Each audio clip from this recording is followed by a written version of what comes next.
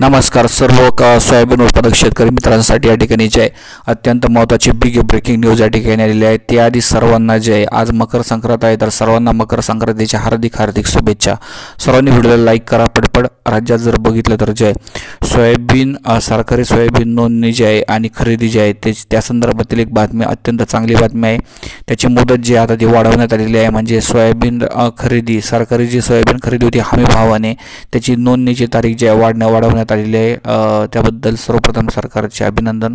मात्र एकंदरीत जे हमी भावापेक्षा सुद्धा जास्त बाजारभाव सोयाबीनला मिळाला पाहिजे। सोयाबीनला कमीत कमी या ठिकाणी 6,000 रुपये बाजारभाव मिळाला पाहिजे।